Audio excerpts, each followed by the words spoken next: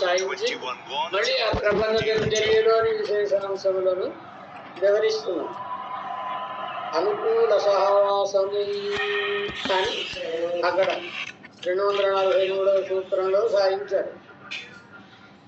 ఆ అనుకూలుడు అంటే ఎవరండి అని ప్రశ్న వస్తుందిగా, దాన్ని వివరిస్తుంది సూత్రం. అనుకూలరాహిరార్ ஞான பக்தி வைராக்கியங்கள் துமாரினா போலே வடிவிலே தொடை கொள்ளலாம்படி இருக்கும் పరమార్థర్. అనుకూలుడు అనగా జ్ఞాన భక్తి వైరాగ్యములు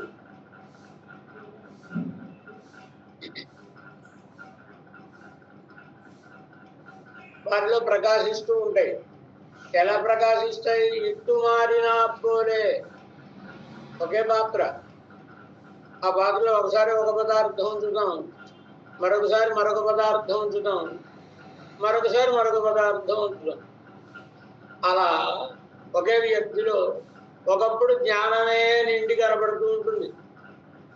వారి యొక్క ఉపదేశాలు విన్నప్పుడు లేదా వారి అనుసంధానం అనుష్ఠానాలను చూసి ఒకప్పుడు వారి విరక్తిని చూసినప్పుడు ఆ వ్యక్తిలో విరక్తియే నిండి ఉంటుంది. ఒకప్పుడు భక్తి. ఇలా ఒకసారి జ్ఞానం, ఒకసారి వైరాగ్యం, ఒకసారి భక్తి మారుతూ ఉంటాయి.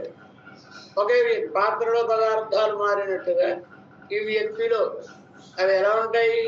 వడివిలే తొడైకొళ్ళలాంబడి అంటే వారి తిరుమేనని దర్శించినప్పుడే అందులో ఇవి ప్రకాశిస్తూ ఉంటాయి. ఈ వైరాగ్యం కానీ, జ్ఞానం కానీ, భక్తి కానీ అలా ఉండేటటువంటి పరమాత్మ అనుభవమునందు మిక్కిలి ఆర్తి కలిగినటువంటి మహానుభావులు వీరు అనుకూలుడు. అంటే వ్యాఖ్య అనుకూలరాహిరాట్యం జ్ఞానాది వర్ధకరాహయాలే. జ్ఞానాదులకు అంటే అనుకూలతో సహవాసం అన్నారు కదా, ఎందుకు చేయాలి? మంచివాళ్ళతోటి మనం సహవాసం చేసుకుంటే కొంచెం మనకు కూడా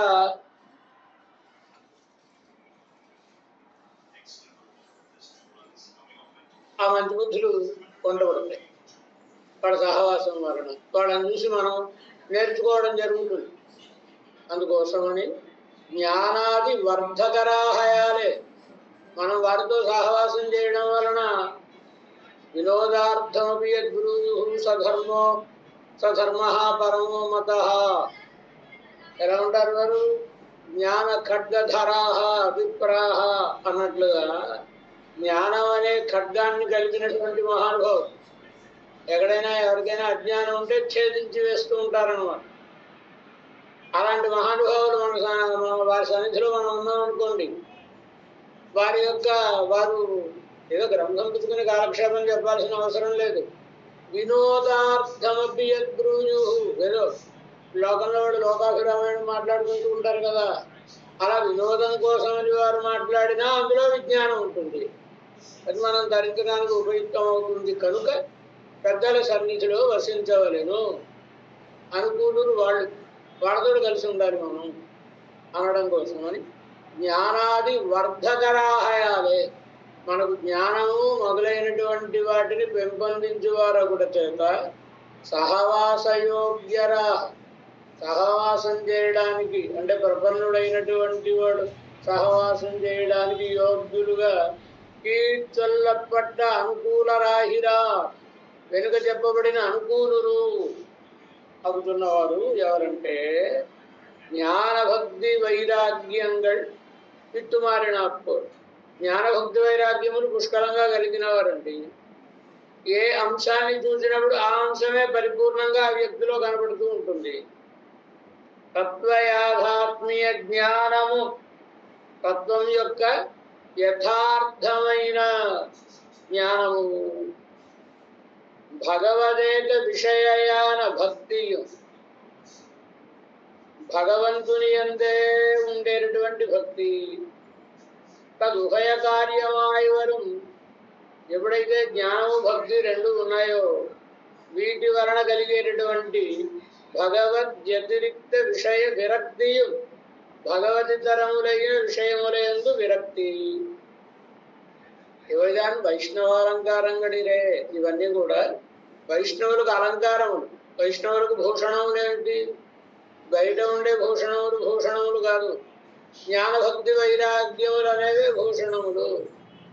నేరిడయి తిరుప్పావేలో గోదాదేవి గోపికలందరినీ స్నానం చేయడానికి రండి అంటూ ఏమైనా ఆహ్వానిస్తుందావిడ? నేరిడయి మంచి ఆభరణములను కలిగిన వారలారా రండి. స్నానం చేయడానికి వచ్చేటప్పుడు ఆభరణాలు ధరించి వస్తారా, ఆభరణాలు తీసేసి వస్తారా? ఎవరైనా తీసేసి కదా వస్తారు.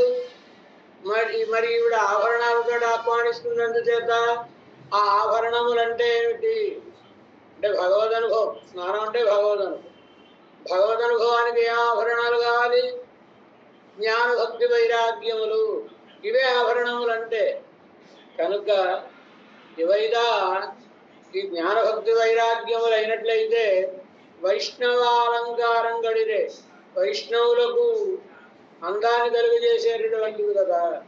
ఇవద్ద ఈటినే శ్రీ వైష్ణవులు ఏద్దం సొల్లువరు.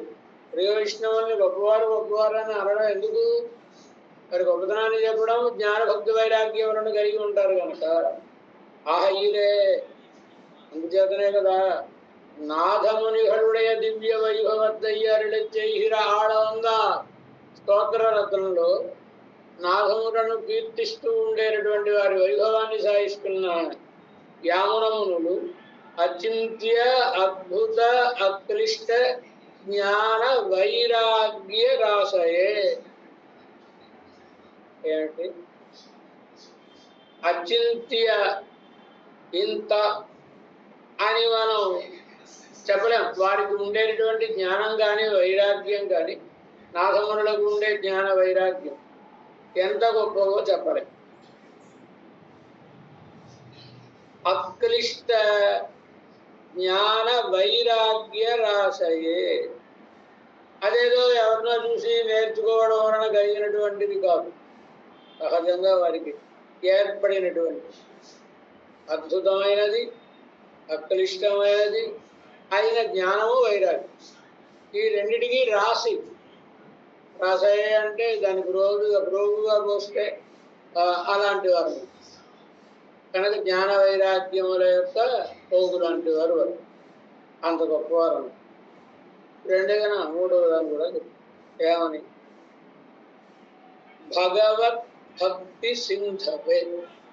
భగవంతుని యందు ఉండే భక్తి, ఆ భక్తికి అమృతం సముద్రం లాంటి వారు, అంటే ఉత్పత్తి స్థానం లాంటి వారు అన్నమాట. అసలు వీరి నుంచే పుట్టింది ఆ భక్తి అనుకోదగినటువంటి వారు. సముద్రం తన లోతు ఎవరికి తెలియదు. వీరిలో ఎంత భక్తి ఉందో ఎవరికి తెలియదు. ఎంత భక్తి ఉంది? ఎంత భక్తి ఉందంటే ఒక మారు నాథమునులు అట్లా ఒకటి దేవాలయంతో దేంతో వెళ్ళి వస్తున్నారు. వస్తుంటే ఎవరో అయ్యా మీ ఇంటికి ఎవరో ముగ్గురు మీకోసం వచ్చారండి, మీరు లేరని చెప్పాము.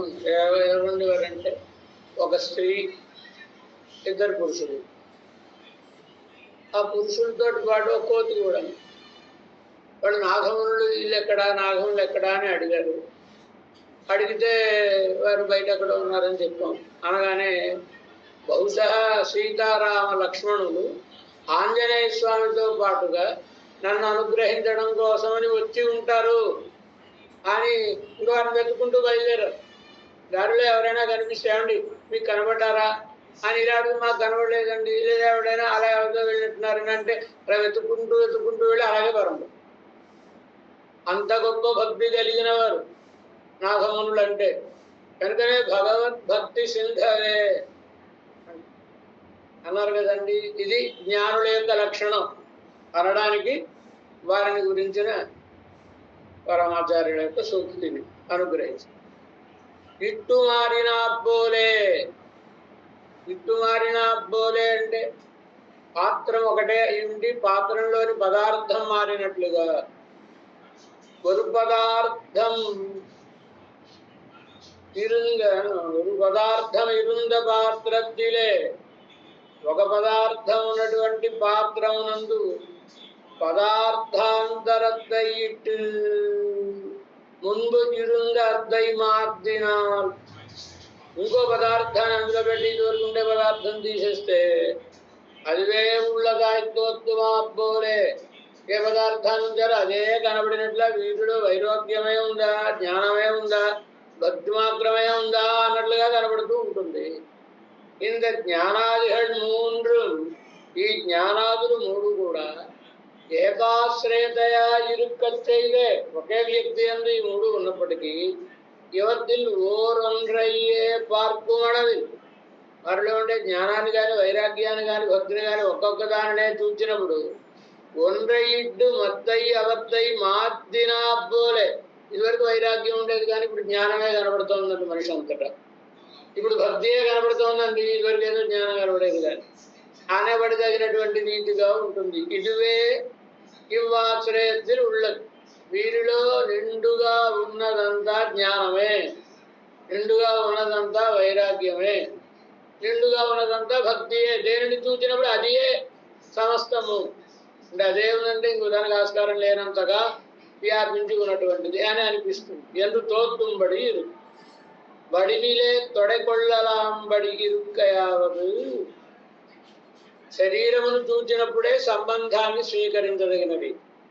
అంటే ఎవరు వడివు కండబోదే వీరు తిరుమేనిని చూచినప్పుడే ఇవత్తోడు ఇవర్కుండాన సంబంధం ఈ జ్ఞానభక్తి వైరాగ్యములతో వీరికి ఉండే సంబంధమును గ్రహిక్కలాంబడి ఇరుక్కై గ్రహించదగినటువంటి రీతిగా ఉండుట.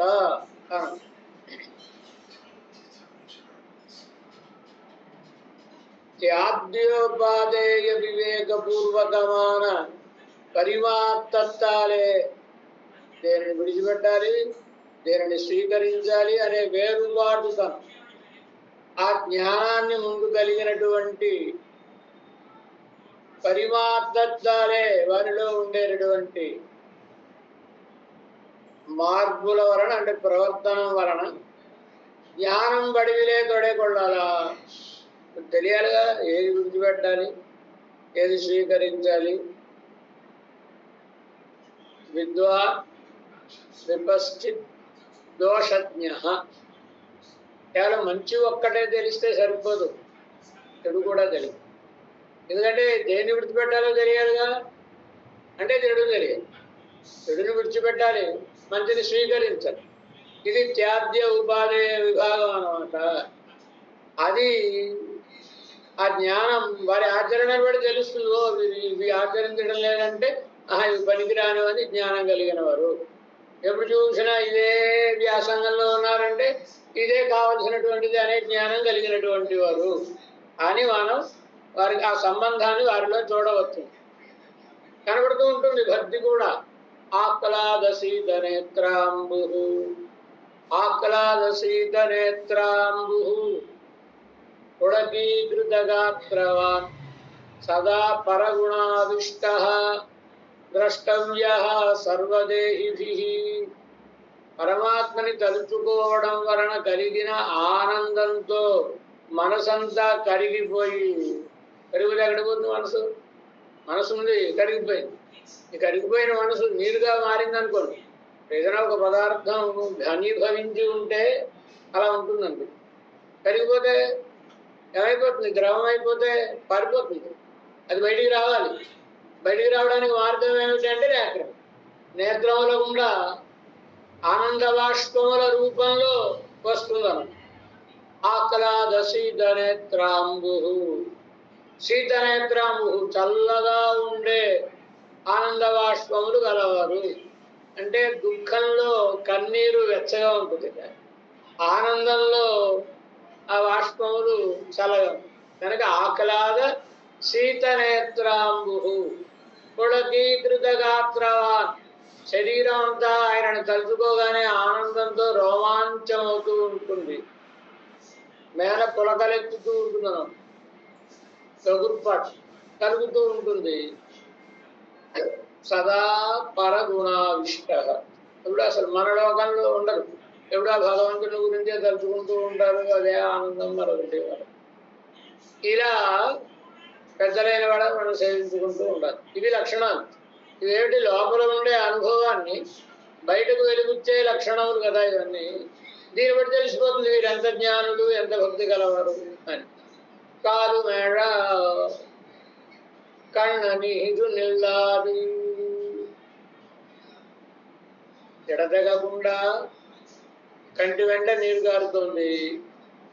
ఎక్కడికైనా నడుద్దామన్నా వెడదామనుకున్నా ఎక్కడా కాలు కదలడం లేదు నీరు తలుచుకునేటప్పటికీ అంటారు కదా. ఇత్యాదిప్పటియే ఇరుక్కయాలే భక్తి వడివిలే తొడైకళ్ళలా.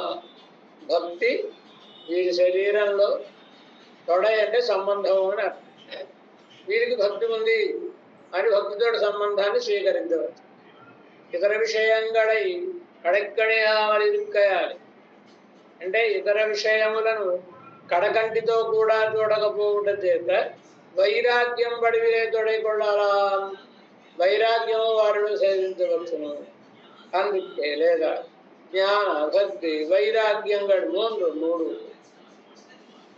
నవనవోన్మేషశాలిహళాయి వరుహయాలే. జ్ఞానభక్తి వైరాగ్యములు మూడు నవ నవ ఉన్మేషశాలిహళాయి. అప్పటికప్పుడు ఇంకా చిగురులు వేస్తూ ఇంకా పెరుగుతూ ఉండడం వలన, అలా వస్తూ ఉండడం వలన అపూర్వమాన జ్ఞానాదిహళయిట్టు పూర్వத்தில் అవద్దై మార్దినా పోలే. అపూర్వమైనటువంటి ఈ జ్ఞానాలు, జ్ఞాన భక్తి వైరాగ్యం వీటిని చూసి పూర్వத்தில் అవద్దై మార్దినా పోలే. పూర్వం ఉండేటటువంటి జ్ఞానం జాగాలి, వైరాగ్యం జాగాలి, భక్తి లేదా భక్తి జాగాలి, జ్ఞానం. ఇలా తంగళ్ వడివిలే వారి తిరుమేనిలో ఇవై వాటిని కాణలాంబడి చూడడానికి వీలైనటువంటి రీతిగా ఇరుక్కుం పరమార్థ ఉండేటటువంటి పరమ ఆర్తులు. పరమార్థులను ఎందుకు విశేషణం చెప్పారు? ఈ అనుకూలులకు సంసారத்தில் పొందామయారు. ఆర్త్ ఎప్పుడు పొందుతాను భగవాన్, ఎప్పుడు పొందుతాను? ఆర్త్ ఎందుకు కలుగుతుంది? సంసారத்தில் పొందామయారు. సంసారంలో వారు సహించలేకపోవట అంటే అందులో ఉండలేకపోవడం. భగవద్ విషయத்தை கிட்டப்பெறாமையார். భగవద్ విషయాన్ని సమీపించలేకపోవడం చేత ఇని ఇదుక్కు మేలిల్లై ఎన్నుంబడియాన ఆర్తిயை ఉడయవరగడు. ఇంతకంటే గొప్ప దుఃఖం ఉండదండి, ఆర్తి ఉండదు అనేటటువంటి రీతిగా ఉండేటటువంటి వారు అనుకూలురు అని అర్థం. ఇవరహడోట్టై సహవాసత్తా సిద్ధిక్కుమలేదు. సరేనండి, వారితో సహవాసం చేశాం, అందువల్ల మనకేమిటి ప్రయోజనం అంటే సాయిస్తాం. ஒரு செய் நிரம்ப நீர் நின்றால் அசல் செய் பொசிந்து காட்டுமா போலே இல்லாதார்க்கும் இவர்களோட்டை சம்பந்தத்தாலே முதல் తీరక్కడవదాயிருக்கும் ஒரு செய் నిరంబ. செய் అంటే పంట పొలం, ఒక మడి అన్నమాట. పంట పొలాల్లో మడులు కింద ఉంటాయి కదండి. ஒரு செய் నిరంబ నీరు నిండ్రా. ఒక పంట చేను నిండే రీతిగా నీరు ఉంటే అసలు సెய் పొసిందు కాట్టుమా పోలే అంటే నీరు పెడుతుంటారు కదండి పొలాలకు పంట కోసం అని. ఒక మడికి నీరు పెట్టారండి, ఆ ప్రక్కన దాన్ని ఆనుకుని ఉన్న మడి కూడా ఆర్ద్రతను సంతరించుకుంటుంది. కొంచెం మీరు ఆ నేలను తొక్కితే ఇదివరకు అంతా బీడు భూమిలో ఉండేటటువంటిది ఇప్పుడు కొంచెం చల్లగా, అంటే ఈ ప్రభావం మీద పక్క చేనుకు కూడా, పక్క చేనులో మనం ఇంకా నీరు పెట్టకపోయినా, అంటే జ్ఞానభక్తి వైరాగ్యాలు వాళ్ళకున్నట్లుగా ఉండకపోయినా వాళ్ళ సహవాసంతో వీళ్ళకు కూడా అవి అబ్బినట్లుగా కనబడతాయి. కనుక అసెల్సై, అసెల్సై అంటే పక్కన ఉండేటటువంటి మడి. కొసిందు కాట్టు ఆపోలే తడిగా కనబడి ఉన్న రీతిగానే ఇవయిల్లాదార్థం ఈ జ్ఞానభక్తి వైరాగ్యములు లేని వారికి కూడా ఎవరుహడొట్టై జ్ఞానభక్తి వైరాగ్య సంపన్నులైన పరమార్థులతో సంబంధం చేత ఉరావుదల్ తీరక్కడవదాయి ఇరుక్కం. వీళ్ళకి భగవద్ విషయాన్ని తలుచుకున్న వీళ్ళకేమి ఎలాంటి మనసులో తడి కానీ ఆర్ద్రత కానీ ఉండదు. అది తీరేటటువంటిదై ఉంటుంది.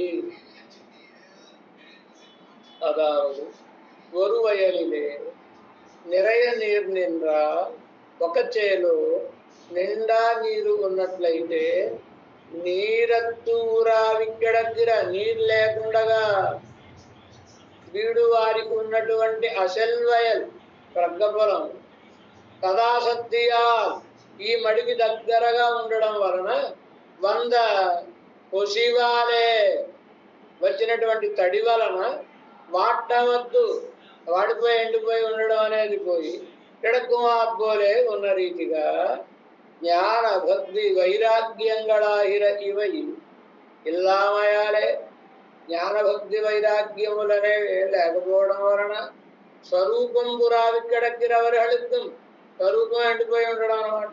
అలాంటి వాళ్ళకు కూడా ఇవత్తాల్ పరిపూర్ణ రాని వరహళొట్టై సహవాస రూప సంబంధత్తాలే వీటిని పరిపూర్ణంగా కలిగినటువంటి భాగవతోత్తములతోటి సహవాసం అనే సంబంధాన్ని కలిగి ఉండడం చేత ఇవత్తిలే సిరుగా అన్వయం ఉండాలి. పెద్దవాడితో కలిసి సంచరిస్తున్నాం అనుకోండి, వాడితో కూర్చుంటాం, ఎవరో చేయండి అలా తింటారా అని అడిగారు అనుకోండి, అయ్యో ఇక్కడ తినకూడదు బాయన అవే నేను ఎక్కడ ఏం పుచ్చుకొని అన్నారనుకోండి, ఆ పక్కన కూర్చున్నాడు నాకు ఇచ్చేయండి పుచ్చుకుంటాను. ఆయన చూచినప్పుడు బాగుండదు, ఆయన కోసం మనం కూడా అవి నేనేం పుచ్చుకోను అని అంటాడా లేదా? అంటే ఏమైంది, వాళ్ళ సంబంధంతో వీళ్ళకి కొంచెం కొంచెం అబ్బుతున్నాయి అనమాట. అటు తర్వాత మిగతా వాళ్ళే అబ్బుతాయి అనుకోండి, ఎలాంటి సంస్కారం అంతుల దగ్గర పుచ్చుకోవాలి, ఎలాంటి సంస్కారం లేని వాళ్ళ దగ్గర పుచ్చుకోకూడదు, ఇలాంటివన్నీ తర్వాత కొంచెం కొంచెం అబ్బుతాయని అర్థం. కనుక జ్ఞానభక్తి వైరాగ్యములు అనేటటువంటివి ఇల్లామయాలే లేకపోవడం వలన స్వరూపం పురావిక్కడక్కిరవరహడుత్వం స్వరూపం ఎండిపోయి ఉండేటటువంటి వాళ్ళకి కూడా యువత్తాల్ పరిపూర్ణరాన ఈ జ్ఞానభక్తి వైరాగ్యములతో పరిపూర్ణులైన ఎవరుహడొట్టై ఈ భాగవతోత్తములతో సహవాస రూప సంబంధత్తాలే సహవాసం చేయడం అనేటటువంటి సంబంధం వలన ఇవత్తులు సిరుగా అన్వయం ఉండాయి. వీళ్ళ యొక్క ఈ జ్ఞానభక్తి వైరాగ్యములేందు వీరికి కూడా కొంచెం అన్వయం ఉండి ఇవై నేరాహ ఇల్లామయాలుండాలవురావుదల్ తేరక్కడవదాయిరు ఇవి నేరుగా లేకపోవడం వలన కలిగినటువంటి ఎండిపోవడం అనేది తేరదగి ఉంది. ఏతత్ సహవాసత్తాలిప్పటి ఊరావుదల్ తీరుగడకోడవు వీడు మనకు సహవాసం చేసేస్తేనే మనకు కూడా అలా పడిపోవడం అనేది లేకుండా ఉంటుందా అంటే సూత్రం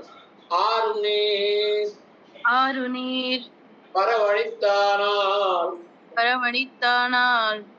அதுக்கீடான அடையாளங்கள் உண்டாமா போலே பிராப்தி அளித்தாவாறே இந்த ஸ்வபாவ விசேஷங்கள் தன்னடையே விளையக் கடவதாயிருக்கும். ஆறு நீர் வரవడిத்தானால் నది నీరు వచ్చేస్తోందండి అంటే ఎక్కడ గేట్లో ఇవ్వడమో ఏదో చేశారనుకోండి, నీరు వచ్చేస్తోంది. వరవు అణిత్తానాలంటే దాని రాక దగ్గరించినప్పుడు దానికి తగినటువంటి చిహ్నాలు కనబడతాయి.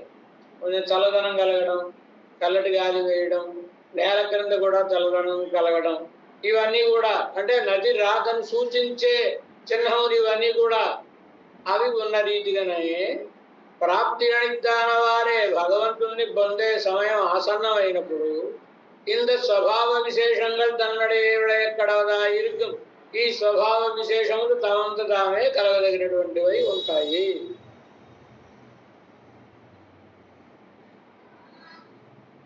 இவ்வளவும் வந்து இந்த ஸ்வபாவ விசேஷங்கள் ప్రాప్తికి మున్నే పూర్ణమాహ.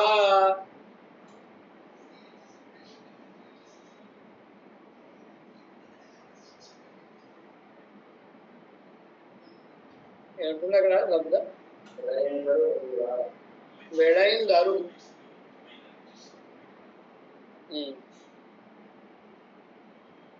ఇంతేగాని ఈ స్వభావ విశేషాలు భగవంతుడిని పొందడానికి ముందే పూర్ణంగా వీరికి కలుగును. పెరుగు విడైందరు అంటే వృద్ధి పొందును. 6 నీరు ఎందుకు అదావదు వత్తి కిడక్కిర 6 నీరు వరత్తు ఆసన్నమాన. అంతవరకు నీరే ఎండిపోయింది. బత్తి కిడక్కిర అంటే నీరంతా ఎండిపోయి ఉన్నటువంటి చోట కొండల నుంచి వేళ నీరు వస్తుంది అనుకోండి. 6 నీరు వరత్తు దాని యొక్క ఆగమనం ఆసన్నమాన వారే సమీపించిన వెంటనే తత్సూచకమాన ఆ నది రావడానికి సూచకమైన మణల్ పొసిహై ఆ అడుగున కాళ్ళకి మట్టి చల్లగా తగులుతూ ఉంటున్నాం. మొదలైన అడయాళంగడుండామా పోలే మొదలైన చిహ్నములు ఉన్నటువంటి రీతిగా భగవత్ప్రాప్తి ఆసన్నయానవారు భగవత్ప్రాప్తి సమీపించినంతనే తత్సూచకమాన దానికి సూచకమైన ఇంద జ్ఞానాది స్వభావ విశేషంగళ్ ఈ జ్ఞానము జన్మలైన స్వభావ విశేషములు స్వయమేవ విళయ కడవగా ఇరుక్కు స్వయంగానే మనకు వృద్ధి పొందేటటువంటివి ఉంటాయి. ఇవై ఇప్పటి విళైందు వరప్పుగా ఇవి ఇలా వచ్చినట్లయితే ప్రాప్తి అణిత్తు ఎందు తోద్ది ఇరుక్కుమో అంటే అప్పుడు మనకి ప్రాప్తి భగవంతుని పొందే సమయం ఆసన్నమైందని వస్తుందా అంటే మళ్ళీ సూత్రాన్ని అనుగ్రహిస్తున్నాం. ఏమని இவத்தை கொண்டு చరమ శరీరం என்று சரவ சரீரம் என்று தனக்கே அறுதி இடலாய் இருக்கும் தனக்கே அறுதி இடலாயிருக்கும் ఎవడో చెప్పక్కర్లేదు. ఈయనకే ఇతర విషయంలో ఎందు విరక్తి కానీ పరమాత్మ ఎందు ప్రీతి కానీ వీటినన్నింటినీ తలుచుకుంటే మనకి ఇదే చివరి శరీరము అని వీటిని పుచ్చుకొని అంటే ఈ జ్ఞానభక్తి వైరాగ్యములు కలిగిన రీతిని పుచ్చుకొని చరమ శరీరం ఇదే చివరి శరీరము అని తనకే అరుదీడలా ఇరుకుం తనకు తానే నిర్ధారించుకొనదగినటువంటిది ఉండును అని. இப்படி மேன்மேலும் புதுக்கணித்து விளைந்து வருகிற ஞான பக்தி వైరాగ్యంగళై கொண்டு ఈ రీతిగా పైగా పుదుక్కణిత్తు మెడ కొత్తగా పెరుగుతూ వస్తూ ఉండేటువంటి జ్ఞానభక్తి వైరాగ్యములను పుచ్చుకొని ఈయన నమ్మకొరు శరీర పరిగ్రహం ఇల్ల ఇంక మళ్ళా ఇంకో శరీరాన్ని ఎత్తాల్సిన అవసరం లేదు, ఇది చరమ శరీరం, ఇది చివరి శరీరము అని తన్ మనస్సుకే తన మనసుకే నిశ్చయించుకొల్లలా ఇరుక్కం తాను నిర్ధారించుకొనదగి ఉండును. ఇంతవరకు అనుకూల సహవాసం వలన కలిగే ఫలాన్ని సాయించు.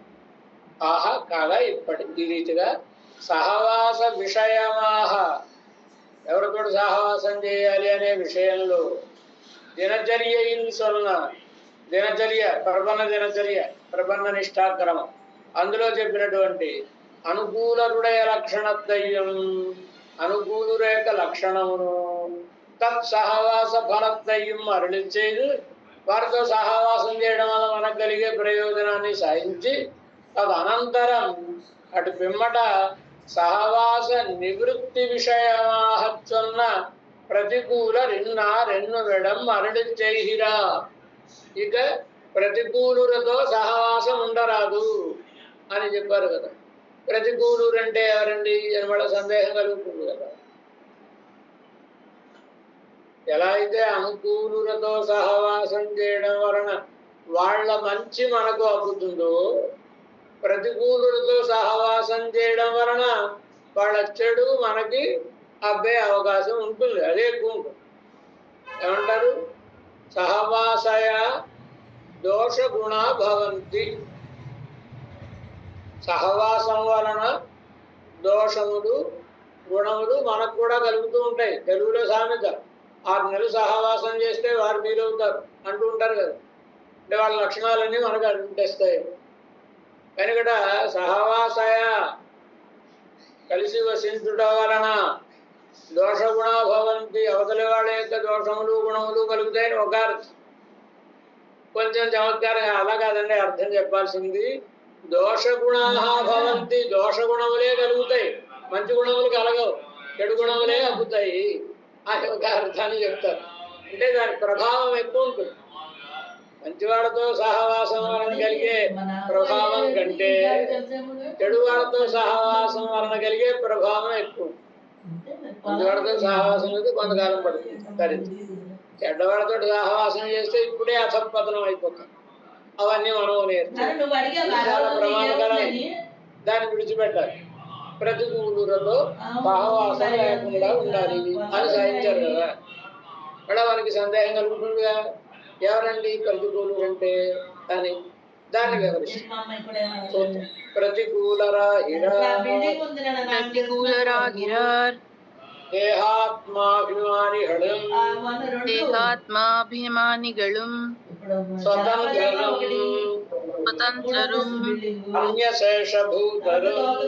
అన్యశేషభూతరుం ఉపాయాంతరనిష్టరుం స్వప్రయోజనపరరుం. ప్రతికూలులు అవుతున్నారు అంటే ప్రతికూలులు అంటే దేహాత్మాభిమానిహడం, దేహమే ఆత్మ, శరీరమే నేను అని అనుకునేవాళ్ళు.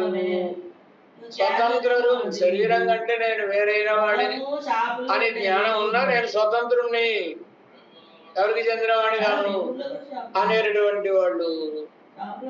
ఆహా, మనకి స్వాతంత్రం ఎక్కడుంది, మనం పరతంత్రులు అనే జ్ఞానం కలిగిన అది ఎవడకో వాళ్ళకో వీళ్ళకో పరతంత్రుణ్ణి, భగవదితరులైనటువంటి వాడికి పరతంత్రుణ్ణి. అన్యశేషభూతరు, భగవంతుని కంటే వేరైన వారికి శేషభూతులై ఉండేటటువంటి వాళ్ళు. లేదండి భగవంతుడికే చెందిన వాళ్ళం మనం అనే జ్ఞానం ఉన్నా ఉపాయాంతర నిష్టరు, ఆ భగవంతుడిని పొందడానికి ఏదో నా కర్మయో నా జ్ఞానమో మరొకటో దానితోటి నేను పొందుతాను, ఇతర ఉపాయముల ద్వారా పరమాత్మని పొందాలి అనుకునేటటువంటి వాళ్ళు. భగవంతుడే ఉపాయంగా పట్టినా ఏదో భగవంతుని కైంకర్యం చేయడం కోసం కాక తన ప్రయోజనం కోసం అనుకునేటటువంటి వాళ్ళు. వీళ్ళందరూ కూడా ప్రతికూలులు, ఇలాంటి వాళ్ళతో సహవాసం చేయవరాదు. వ్యాఖ్య దేహాత్మాభిమాని దేహాత్మాభిమానులు అవుతున్నవారు అంటే అంటే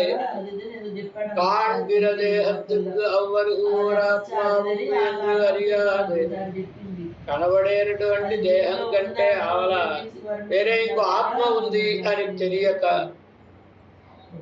కనబడగా ఆత్మ ఈయనకి వరుణ్కి విడివిడిగా రాశారని చెప్పిందిలే. దేహత్తిలే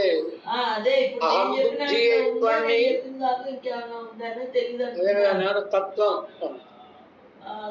తత్వం అంటే అది అది అంటే దేని అది అంటాం, కంటికి కనబడేలా దగ్గరగా ఉన్నదాన్ని ఇది. కంటికి కనబడని దూరంగా ఉన్నదాన్ని అది అని. ఇప్పుడు ఆత్మ కంటికి కనబడుతుందా? కనబడదుగా. కనుక అది దానికి సంబంధించిన స్వరూప స్వభావాలు ఏవైతే ఉన్నాయో అవి తత్వం. పరమాత్మ అయినా ఉంటే ఆత్మ అయినా కదా. కనుక ఏమనుకుంటాడు, ఏమో ఆత్మ అనేది నాకు వేరే కనపడటం లేదుగా, ఈ శరీరమే నేను. కాంగిర దేహద్దు, కనబడుతూ ఉండేటటువంటి ఈ దేహమునకు అవ్వరు ఆవర ఓ ఆత్మావు, ఒక ఆత్మ ఉన్నది என்று அறியாதே అని తెలియజాలక దేహత్తులే అహం బుద్ధి అయిపడి దేహము నుండే నేను అనేటటువంటి బుద్ధిని కలిగి ఉండి అత్తయ్యే ఆత్మావాహ, దానినే ఆత్మగా అభిమానించిరుకు అవరు, అభిమానించి ఉండేటటువంటి వాడు మొదటి బాగా ఆత్మీయులు అనమాట. అసలేమీ తెలియదు వాడు. వాళ్ళతోటి సహవాసం చేస్తే వాళ్ళ బుద్ధులే మనకి వస్తుంది. శరీరమే నేను అనుకుంటే ఏమిటంటే తప్పు అంటే అనుకోగానే దానికి సంబంధించిన ప్రవర్తన ఏర్పడుతుంది. శరీరమే నేను అనుకుంటే శరీరం బాగుండడానికి ఆలోచిస్తుంది. శరీరం కంటే వేరైన ఆత్మని నేను అనుకుంటే ఆత్మ బాగుండడానికి ప్రయత్నిస్తుంది. అంటే ప్రవర్తనలో తేడా వచ్చేస్తుంది, మార్పు వచ్చేస్తుంది. శరీరమే నేను అనగానే ఈ శరీరానికి ఎవరి వల్ల కష్టం కలుగుతుంది, వాడు శత్రువు. ఈ శరీరానికి ఎవరి వల్ల సుఖం కలుగుతుంది, వాడు ఇంకా దానికి కావాల్సినవి ఏం చేయాలి అలా ఇవన్నీ వస్తాయి. అలాంటి వాడితో మనం సహవాసం చేస్తే మనకు కూడా అవే బుద్ధులు వస్తాయి కనుక వాళ్ళకంటే కొంచెం జ్ఞానం గలవాడు. వీళ్ళు మరీ మూడు, వీళ్ళకంటే శరీరం వేరు ఆత్మ వేరు అనే జ్ఞానం ఉంది. దేహాతిరిక్తమాన స్వతంత్రరాహిర. స్వతంత్రులు అంటే దేహాతిరిక్తమాన దేహం కంటే వేరైనటువంటి ఆత్మవస్తువై అరిందిరుక్కచ్చైదే. ఆత్మవస్తువుని తెలుసుకుని ఉన్నప్పటికీ అద్దై తనకురిక్తాహ వేరై దానికి తనకు సంబంధించినది గానే తనకు ఉపయోగపడేదానిని గానే తలంచి ஒரு விஷயத்திலும் శేషత్వత్తుకు ఇషయాల ఇంకెవరికి నమస్కారం పెట్టరు. కావాలంటే నాకు నేనే నమస్కారం పెట్టుకుంటాను కానీ అని ఎవరికి నమస్కారం పెట్టరాను. అలాంటి వాళ్ళు కాదు. ఆత్మ యొక్క స్వభావం ఏంటి? ఆత్మదాస్యం. హరే హే స్వామ్యం స్వభావం చ సదాస్మర. ఎప్పుడు మనం దాసులమే, మనం స్వతంత్రులం కాదు కదా. ఇప్పుడు ఈ స్వతంత్రులు అనుకునేవాడికి కొంచెం జ్ఞానం కలిగింది. అయ్యో నేను స్వతంత్రుడు కాదండి, నేను పరతంత్రుడు అనే జ్ఞానం కలిగింది. కానీ శేషత్వద్ద ఈశైందిరుక్కచ్చైలే శేషత్వము సమ్మతించి ఉన్నప్పటికీ అద్దై అప్రాప్త విషయంగడిలే వినియోగిద్దిరుక్కుమ వరకు సంబంధించని వాళ్లకు నేను శేషభూతుల్ని అనుకో. మన లోపల నుండి శరీరానికి ఆత్మలాగా ఆత్మకు లోపల తానుండి ఆత్మను నడిపించేవాడు పరమాత్మ, సంబంధించిన వాడు పరమాత్మ అయితే ఆయన కాకుండా ఇతరుడైనటువంటి వాడికి నేను శేషభూతుల్ని అని అనుకోవడం. సరే, అది కొంచెం జ్ఞానం కలిగింది.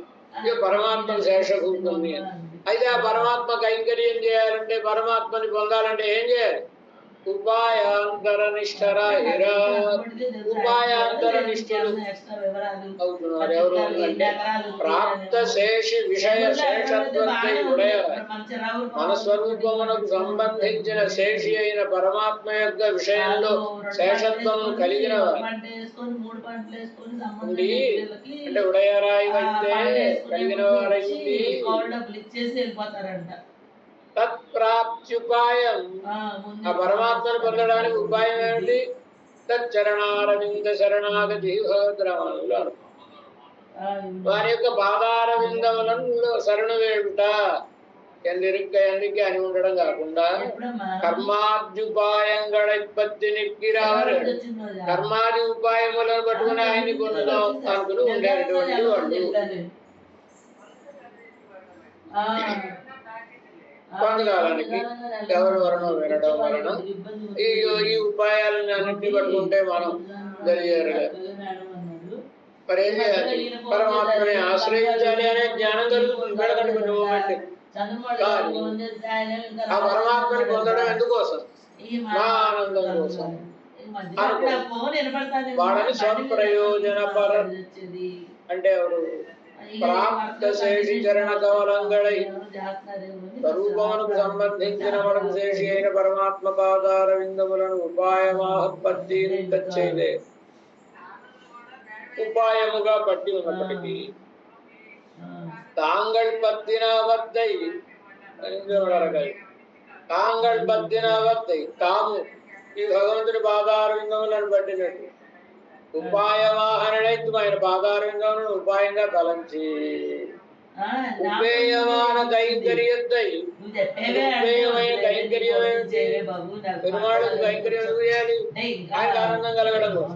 అలా అనుకోకుండా స్వభోగ్యవాహనైతు నిరుక్కిరారు తమకు భోగ్యం తమకు ఆనందం కలగడం కోసం అని ఉండేటటువంటి వాళ్ళు இப்படி இருக்கிற இவர்கள் ఇలా ఉండేటటువంటి వీళ్ళు ప్రణవத்தில் ప్రణవములోని తృతీయాక్షరத்தாలే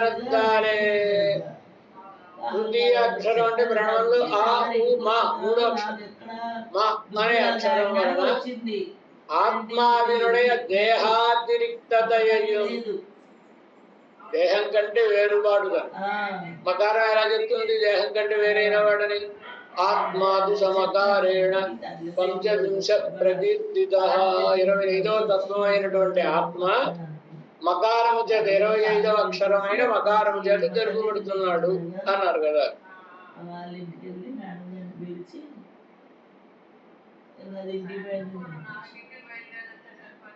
అక్కడ మకారం ఏం చెప్తుంది మన జ్ఞానే మన అవబోధనే అని కదా. జ్ఞానము గలవాడు తెలుసుకునేవాడు. శరీరానికి ఏమైనా తెలుసుకునేటటువంటి సామర్థ్యం ఉందా? దీనికి ఏమైనా జ్ఞానం ఉంటుందా? శరీరానికి ఏం జ్ఞానం ఉండదుగా, అచేతనం కదా. కనుక మకారార్థాన్ని తెలుసుకోవడం వలన ఓహో ఈ శరీరమే నేను కాదు, ఈ ఆత్మ అంటే శరీరం కంటే వేరైన వాడని తెలుసు. తర్వాత నేను స్వతంత్రుని అనుకున్నాడు కదా, అది ఎలా పోతుంది? ప్రథమాక్షరത്തിൽ చతుర్థియాలే భగవచ్చేషత్వద్దయం. ప్రథమాక్షరం అకారం, అకారం మీద వచ్చినటువంటి చతుర్థి విభక్తి. అకార శబ్దవాద్యుడైన పరమాత్మ కొరకే చెందినవాడు, కొరకు చెందినవాడు అన్నారే కనుక ఓహో నేను పరమాత్మకు చెందినవాడు తప్ప నేను స్వతంత్రుని కాను, నేను పరమాత్మకు శేషభూతుణ్ణి అని మొదటి అక్షరమునందలి చతుర్థి చేత భగవంతునికి శేషముడి ఉండడం అనే దాన్ని తెలుసు. కానీ అంటే శేషత్వం అనేటటువంటిది ఈ జీవుని యొక్క లక్షణం అని తెలుసు. మధ్యమాక్షరత్వాలే ఓంకారంలోని మధ్యమాక్షరం ఏం చెప్తుంది?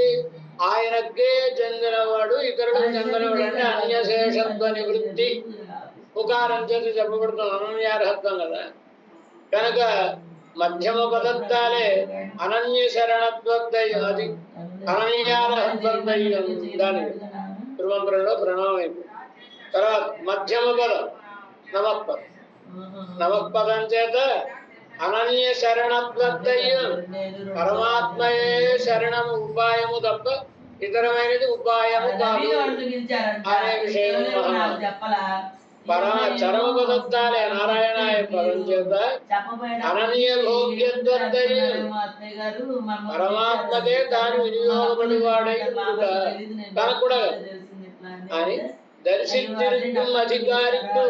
మరి ఈ జ్ఞానం కలిగినటువంటి ప్రపన్నుడై పరమాత్మను ఆశ్రయించిన వాడికి ఈ జ్ఞానం లేని వాడితో సహవాసం కూడదు కదా. వాడు మనకి సంబంధించిన వాళ్ళు కాదు, ప్రతికూలుడు కదా. కనుక ఇంత ప్రాతికూల్యతై ఉపపాదికైక ఈ ప్రాతికూల్యమును తెలుపుడ కొరకై ఎవరి హనుడయ విప్రతిపత్తి నిబంధనమాన ఉద్దేశ్యాదిభేదంగళే అరుళిత్తైహిరార్మే.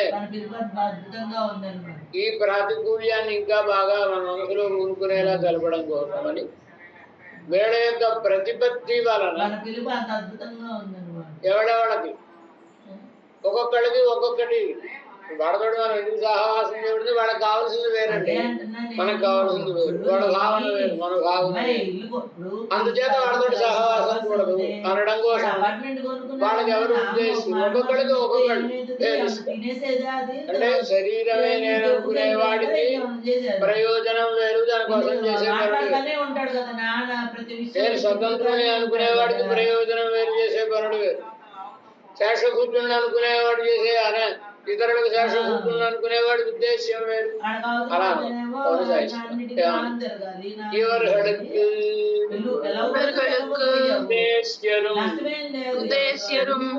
உபாயோபேயங்களும்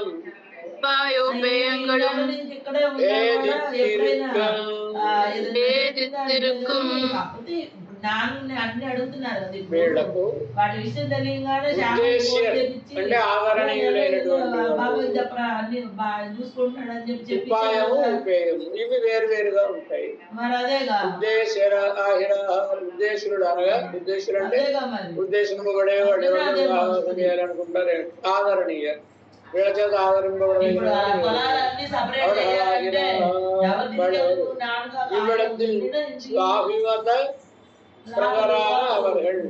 వాళ్ళకి ఇష్టమైన దాన్ని వసగేవాళ్ళు శరీరమే నేను అనుకునేవాడు. మరి ఎంత తిరిగి వెళ్ళిపోయారు ఆయన. వాళ్ళు ఉపాయం ఇంకా ఉపాయంగడాలని స్వాభిమత పురుషార్థ సాధనంగడు. తానేం కోరుకుంటున్నాడో ఆ కోరుకునే దానికి సాధనము లేవో వాటిని పట్టుకున్నాడు. ఉపయోగులు ఆయనకు కావాల్సిన కోరికలేవో ఇవి భేదించుడుకయావరు. భేదించుకుంటే ప్రతిపత్తి అనుగుణంగా బట్టి వాళ్ళ వాళ్ళ ఆలోచనలను బట్టి వాళ్ళు వేరు వేరుగా ఉంటాయి. ఎలా అవి అడవే ఉపపాదిక్కిరారుమే వాటిని క్రమంగా ఉపపాదిస్తున్నారు. ఇక మనకు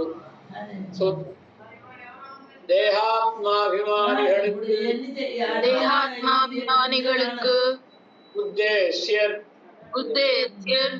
தேகவர்த்தகரான மனுஷ்யர்கள் உபாயம் அர்த்தம்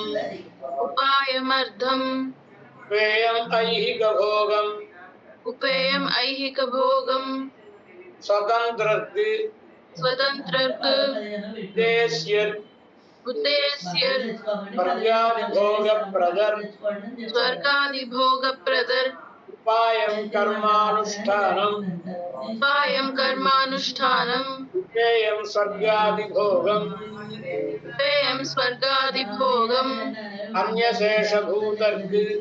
அன்யசேஷபூதர்க்கு உத்தேசியர் பிரம்மருத்ராதிகள்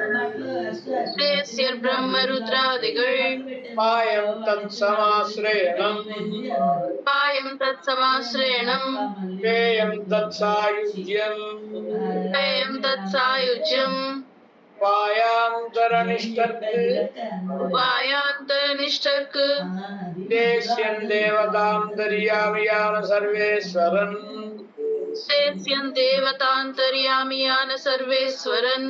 உபாயம் கர்ம ஞான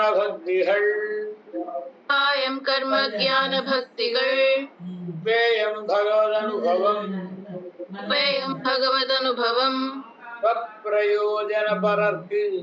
ஸ்வப்பிரயோஜனபரர்க்கு உத்தேஸ்யன் நெஞ்சினால் நினைப்பான் என்கிற அவன் உபாயம் ஸ்வகீய ஸ்வீகாரம் உபேயம் స్వార్థకైంకర్యం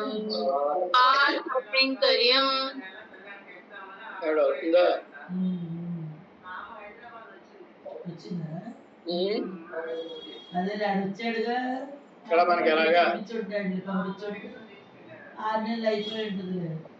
బహుశా 4-5 రోజుల పాటు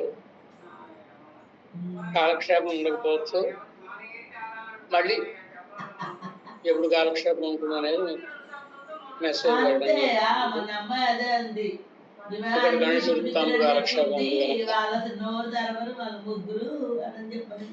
అది మీకు అనుగుణమైన సమయం కాదు. లేకపోతే జూమ్ ఇవ్వచ్చును కానీ ఉదయం 10 నుంచి 12, రాత్రిపూట 6 నుంచి 8. మహా ఇవ్వగలిగితే రాత్రిపూట 6 to 8 వరకు అయితే ఏమైనా అవకాశం ఉంటుందేమో. 6 to 8 ఉంటుందా అంటే ఒక పూట ఉంటుంది, ఉదయం పూట ఉండదు. మళ్ళా త్వరగా అలా చెప్పుకోవడం. అందుచేత మళ్ళీ మనం ఈ 4 రోజులు అయిపోయిన తర్వాత మన శ్రీవచన భూషణంతో కలుద్దాం. ఇవాటికి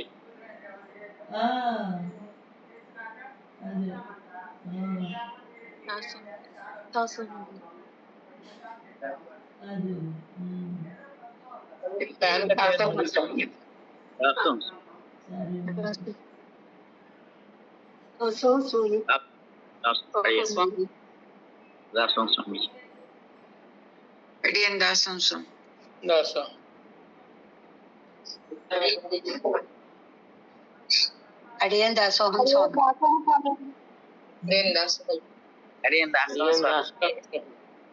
Adiyan dasoham swami. మంచిదమ్మా. అడిగేం దాసం స్వామి. దాసం స్వామి. అడియన్ దాసోహం స్వామి.